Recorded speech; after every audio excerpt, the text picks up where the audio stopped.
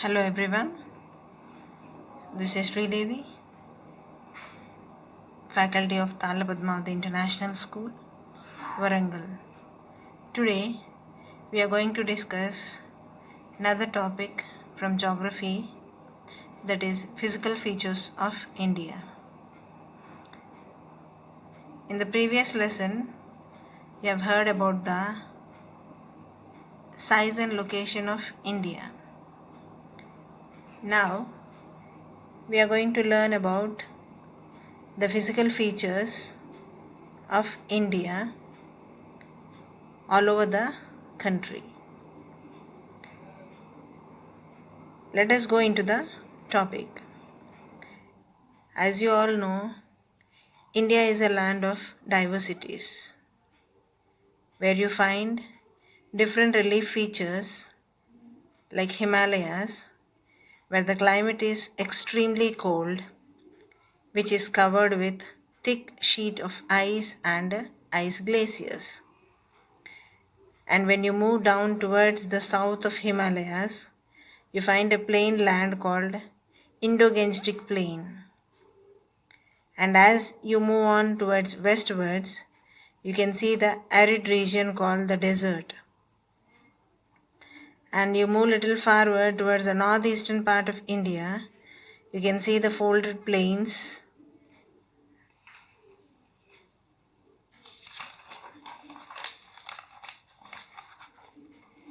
And to the south, you can see Aravalli Mountains, Chota Nagpur Plateau. See Aravalli Mountains, Chota Nagpur Plateau regions. And to the complete south, you can see Peninsular region. You can see the Deccan Plateau region at the borders of the Deccan Plateau, which is towards the southward. To the borders of Deccan Plateau region, you can find the Eastern Ghats and the Western Ghats, Eastern Coastal Plains as well as Western Coastal Plains. With this clear picture of India, we can understand that India is a land of diversities and diverse features, which made India a unique place all over the world. Now, let us know the geographical features of India. Now, let us know the geographical features of India by knowing more about it.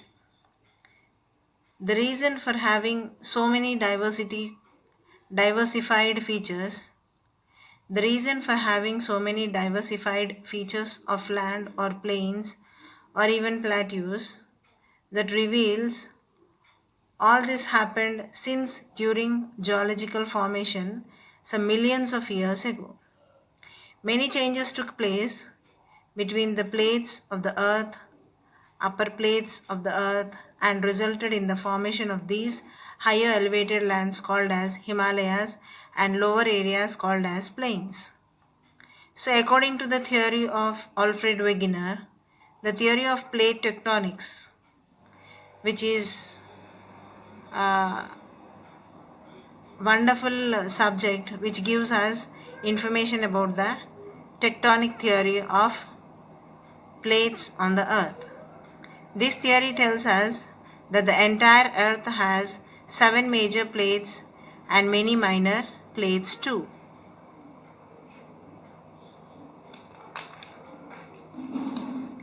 These plates move towards each other and sometimes coil to each other and sometimes move away from each other, forming different landforms or the different places. To understand this reason, that why does the plates move, let us know more about this. It is due to the internal you can see peninsular region. You can see the Deccan Plateau region at the borders of the Deccan Plateau, which is towards the southward.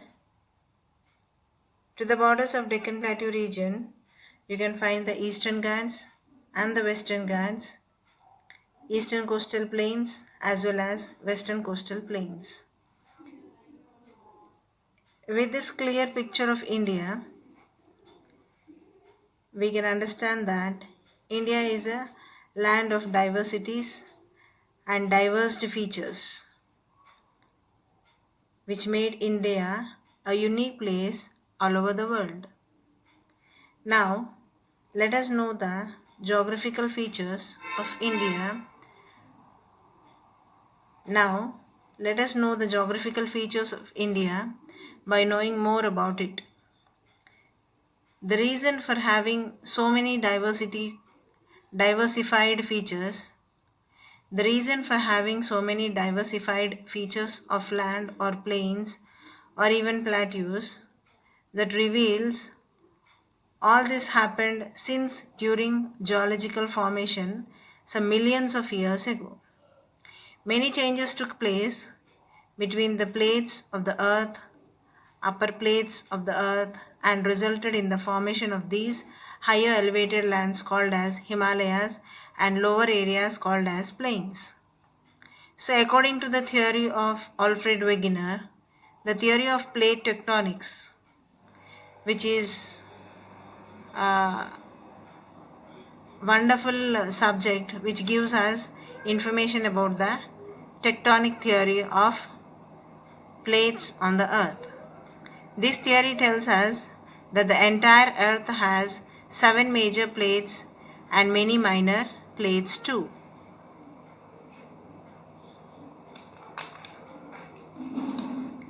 These plates move towards each other and sometimes coil to each other and sometimes move away from each other, forming different landforms or the different places. To understand this reason that why does the plates move, let us know more about this. It is due to the internal pressure. It is due to the internal pressure or the stress makes the plates move since millions of years. Such process is going on with an action and movement of the plates, and they get closer to each other. And when they come closer to each other, there forms a folding or a sort of thing between them. These plates may get compressed. With such action, there forms a faulting in a disturbance which is found in the land or a movement in land. And volcanic action is also one of the action movement on land which results when volcano get erupts and the entire land mass will be filled with lava, resulting in the formation of a plateau land, etc. All the above information reveals that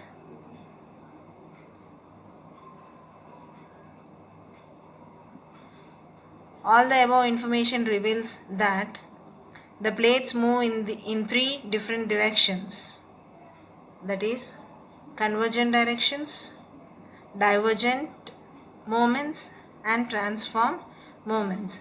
Let us know about the convergent movement.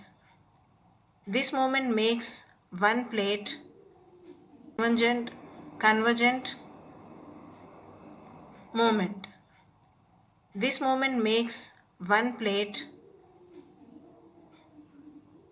on the other, which makes the plate to move on to one another.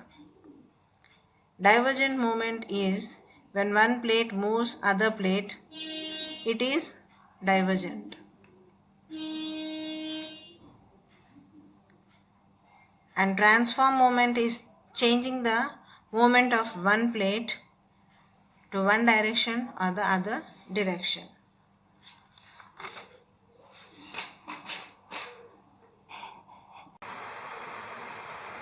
Now, let us understand the topic in detail about physical features of India. Himalayas have been existed more than 5 lakh square kilometers. According to the study of tectonic theory, the entire plates, that is 7 plates, which are present on the earth, The formation of these plates was from the huge landmass called as Gondwana lands and Eurasian lands, which have collated each other, resulting the formation of Himalayas as well as the northern plains. The Gondwana plain is comprising of plates of the present day countries which are located around India, Australia, South Africa, South America, Antarctica was once Gondwana lands.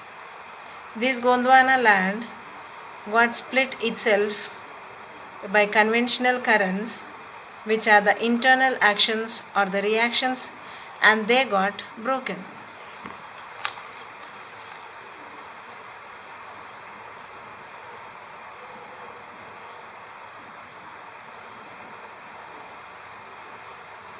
They got broken, forming into Indo-Australian plates. These plates were tilted towards the these plates were tilted towards the northern drift and moved towards north direction. On the north direction we have Eurasian plate, which is comprised of Asia, Europe today. And when the Gondwana land plate, which is moving towards Eurasian plate, which is already in the north side, this Gondwana land is moving to north. In between that is, in the middle of these two plates, there is a joint sink land, which is the sedimentary rocks filled with Tethys Sea,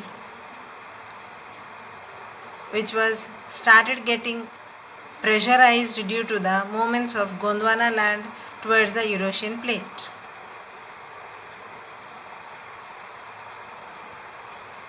Which is like Gondwana land moving towards the northern part of Eurasian plate is already present there in the north and in the middle, which have joint sink line and Tethys Sea. All these together got compressed and pressured out, so the rocks which are present, that is sedimentary rocks, got buckled up and raised up like mountainous plains. And the water that are present in the Tethys Sea, like this the formation of Himalayas took place. Now let us know about the major physical divisions of India. The major physical divisions of India were classified into 6: Himalayan mountains, northern plains, peninsular plateau, Indian desert, coastal plains, as well as islands. Now let us know about the Himalayan mountains. The Himalayan mountains are the fold mountains. They are geologically young, and it consists of huge chain of mountains, all residing the northern borders of India. Himalayas are the most rugged mountain barriers of the world. They form an arc which covers a distance of about 2,400 kilometers, and their width varies from 400 kilometers in Kashmir to 150 kilometers in Arunachal Pradesh.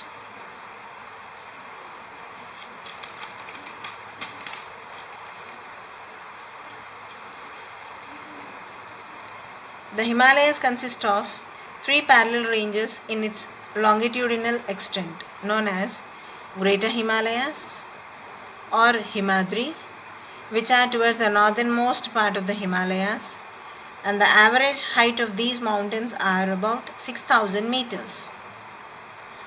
All the prominent Himalayan peaks like Mount Everest are found here, and the core of the Himalayas is made of granite. And we have read already that in the earlier topic, what are granite. These are the rocks formed due to the solidification of magma or lava. And it is said that, according to tectonic theory, when the Indian plate was collating with the Eurasian plate, there must have been a huge volcanic eruption under the seabed of Tatis Sea. And due to that solidification of magma, granite were formed. And almost the rivers here in these ranges are formed due to the melting of ice and snow or glaciers.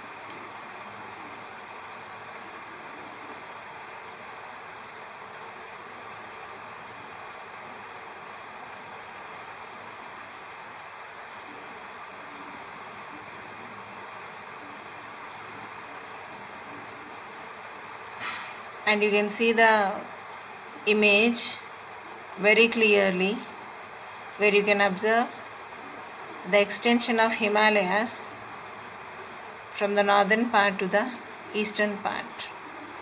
The reddish and brown lines shows the parallel ranges of Himalayas. To the north, which is called as the Himadri, the below is the Himachal, and the lower part is called as the Shivaliks. Let us know now. Let us go to the southern part of India. These ranges are called as Himachal or Lesser Himalayas. The height of these mountain peaks is lesser than the above one, that is between 3,700 and 4,500 meters, and the average width is of 50 kilometers.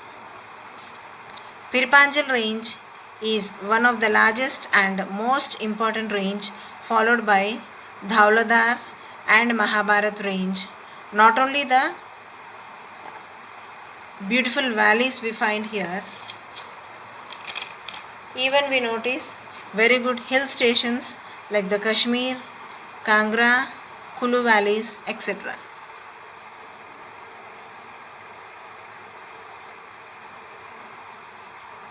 Towards your left hand side, you can observe the highest peaks of Himalayas, the Mount Everest, Kanchenjunga, Makalu, Dhaulagiri, Nanga Parbat, Annapurna, Nanda Devi, Kamet, Namcha Barwa, Guria, Mandata. These are the mountain peaks towards Himadri. Now, let us go to the third part of the Himalayas, which is called as Shivaliks.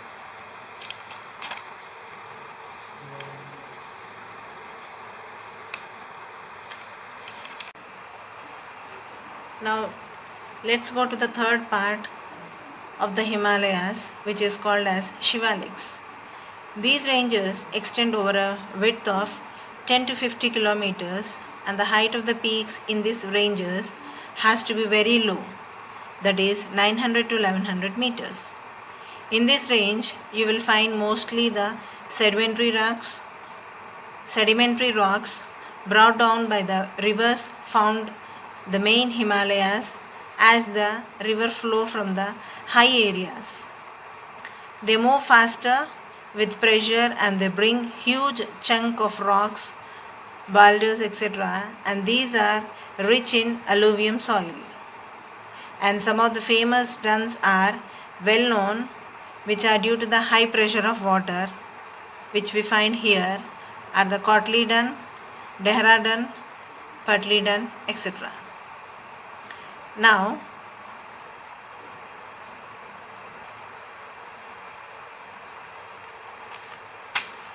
till now we have understood the Himalayas from north to south.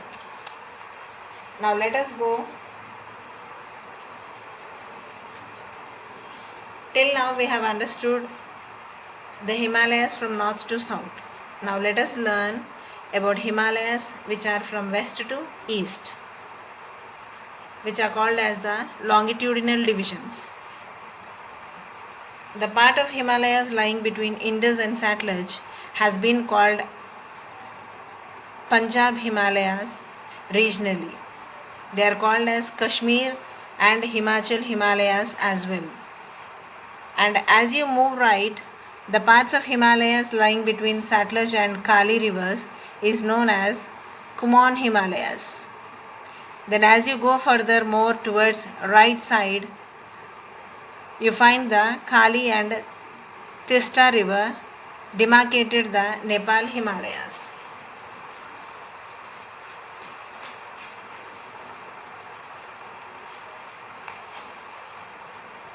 And then there is another part which lies in between the Tista and Dihang river. This part is known as Assam Himalayas.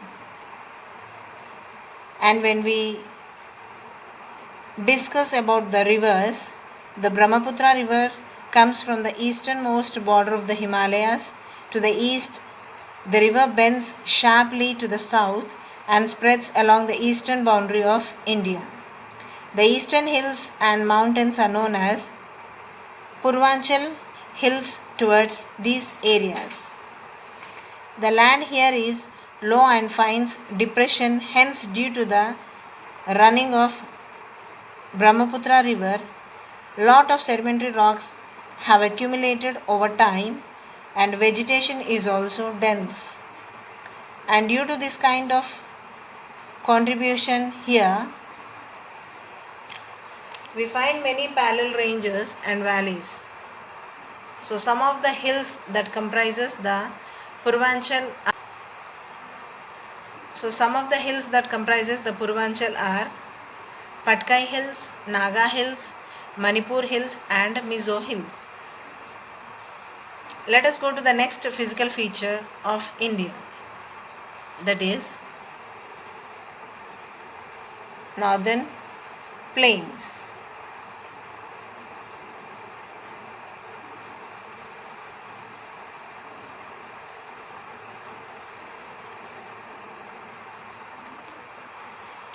It has been formed by the three major river systems called Indus, Ganga and Brahmaputra, which are the major and very important rivers of our country, where the sources of life existed all over the world based on these three rivers, along with their tributaries. This plain is formed of alluvium soil and it lies in the foothills of Himalayas over millions of years ago. And the amazing fact which we need to know here is the northern plains is densely populated. It means if you see around of these areas, you find most of the human civilizations resided here.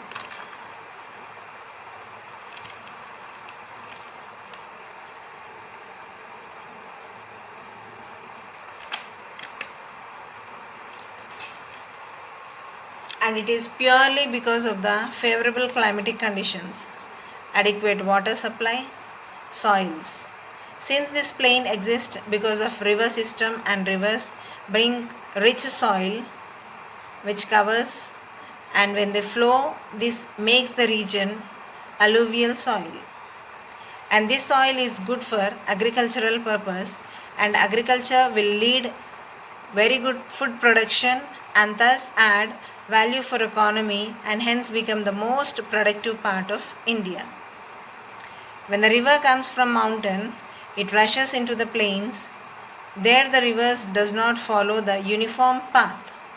It breaks into different channels due to the deep rugged terrain. These channels are known as distributaries. The northern plain is again divided into three sections. The western part of northern plains is called as Punjab plain, and it is purely formed by the Indus and its tributaries, and the large portion of it lies in the Pakistan. The second is the Ganga plain, which lies between Gaghar and Teesta river. The second is the Ganga plain, which lies between Ghagar and Teesta river. The Ganga river passes through Haryana, Delhi, Uttar Pradesh, Bihar, and parts of Jharkhand, West Bengal to its east and finally drains into the Bay of Bengal. Generally, northern plains are described as flatlands. Let us know about peninsular plateau.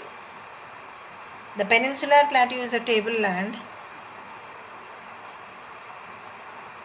It means a flat land and it is composed of old igneous and metamorphic rocks.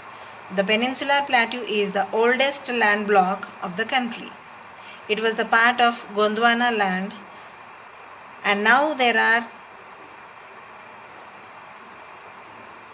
here the plateau is broadly divided into categories, that is the Central Highlands, the Deccan Plateau region. When we talk about the Central Highlands, which is towards the right, lie to the right in the middle, that is the northern part of the Narmada river covering major area of Malwa Plateau. The Central Highlands are bounded by the Vindhya ranges towards south and the Aravallis bounded towards Rajasthan to northeastern part, and the rivers that you would find here are the Chambal, Sindh, Betwa and Ken towards the southwest part and northeastern part.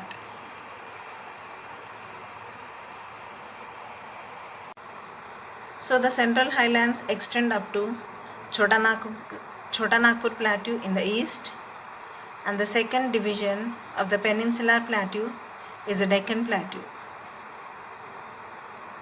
The landmass lies to the south of the river Narmada.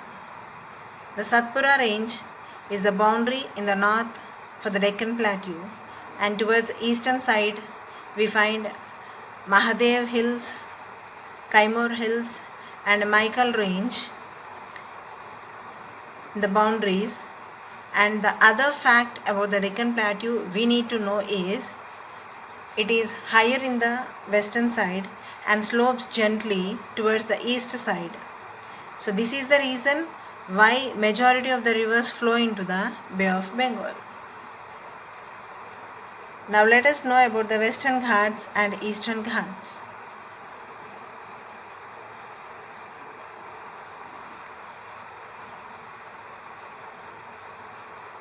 Western Ghats and Eastern Ghats are the edges of the Deccan Plateau.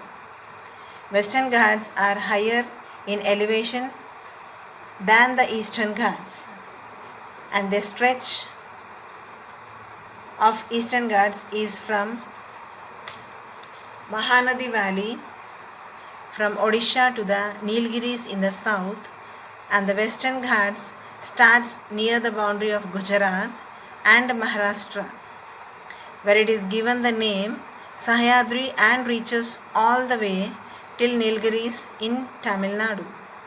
So the highest peak in this area includes the Anaimudi and Doddabetta.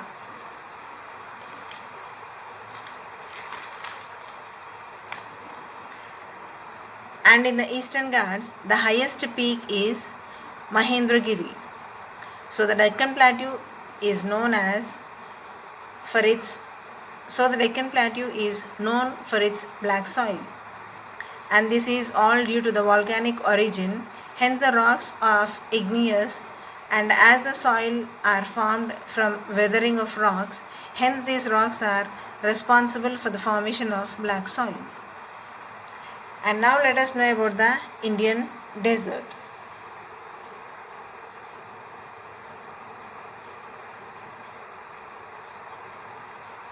It lies towards the western margins of the Aravalli Hills and is mostly covered with sandy soil. Hence it is called sandy plain. And this region covers very low rainfall below 150 millimeters per year, which is very hot and dry.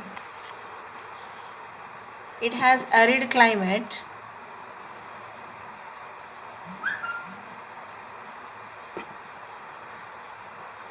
It has arid climate with low vegetation. We can only see river during rainy season, and Luni is the most and only large river in this desert. It is very famous for bachans, which means the duns you find in these regions. And let us go with the coastal plains. India is a peninsular country. The reason as we are calling it as peninsula is we have water towards three sides, and if we had land on the fourth side, we would have been called it as the island where we find no rains. And we have Arabian Sea on the west and Bay of Bengal on the east. Now let us know about the Western Ghats and the Arabian Sea. It is a narrow plain and is divided into three sections.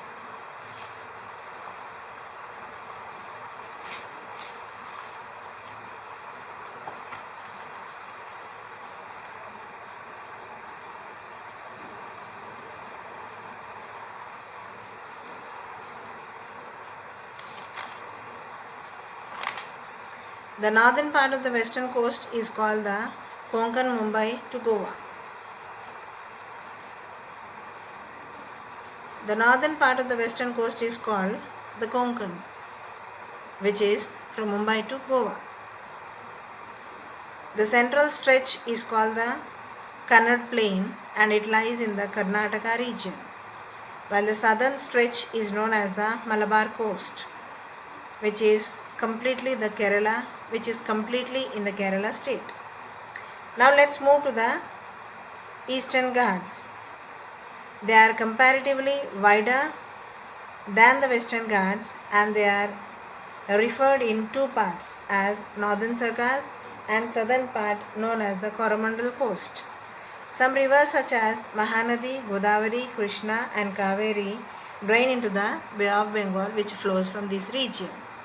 And to the western side, Narmada and Tapi, which drains to the Arabian Sea. Coming to the last feature of India, let us know about islands.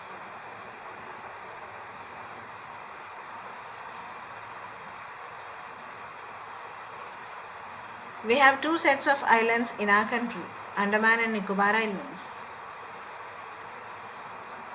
Lakshadweep Islands.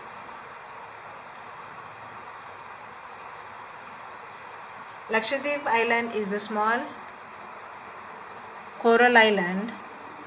It was known as the Lakadev earlier, Manikoi and Amnidev, and later the name was got it as Lakshmi, and later it got the name as Lakshadweep in the year 1973, and its capital is Kavaratti. And most of the part of this region is administrative under the headquarters of its state.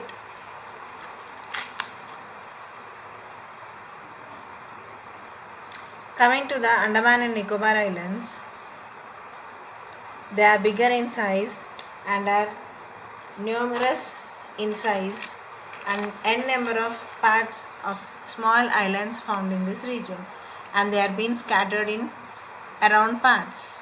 The entire group of island is categorized in two, Andaman in the north and Nicobar into the south. This island is close to equator, so it has equatorial climate and it is covered with thick forest.